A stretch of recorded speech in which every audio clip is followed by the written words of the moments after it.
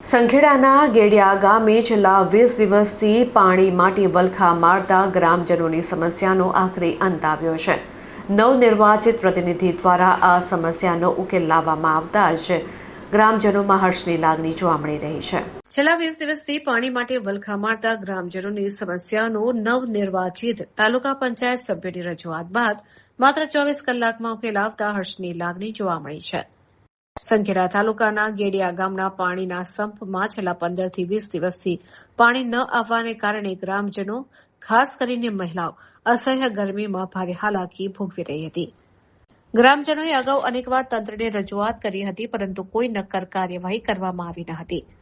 તાજેતરમાં યોજાયેલી ચૂંટણીમાં બોરતલાવ તાલુકા પંચાયત બેઠક પરથી ભાજપના ઉમેદવાર ભાવિકાબેન પટેલ વિજેતા થયા છે। વિજય બાદ તુરંત જ ગ્રામજનોએ તેમની મુલાકાત લઈ પાણીની વિકટ સમસ્યા અંગે રજૂઆત કરી હતી। લોકપ્રશ્નની ગંભીરતાને સમજીને ભાવિકાબેન પટેલે તાત્કાલિક સંબંધિત અધિકારીઓ સાથે ટેલિફોનિક ચર્ચા કરી કડક સૂચના આપી હતી। રજૂઆતને પગલે તંત્ર દ્વારા યુદ્ધના ધોરણે મોટર રિપેરિંગ અને ટેકનિકલ ખામી દૂર કરવાની કામગીરી હાથ ધરી હતી। 24 કલાકમાં જ ગામના સંપમાં પાણી આવતા મહિલાઓએ રાહત અનુભવી છે। ગામના લોકોએ નવનિર્વાચિત સભ્યની કાર્યપદ્ધતિને બિરદાવી તેમનો આભાર માન્યો હતો। આમ નવા ચૂંટાયેલા પ્રતિનિધિએ સત્તા સંભાળતાની સાથે જ લોકોના પ્રાણ પ્રશ્નો ઉકેલવાની શરૂઆત કરીને ગ્રામજનોનો વિશ્વાસ જીતી લીધો છે। અમારું ગામ ગઈડિયા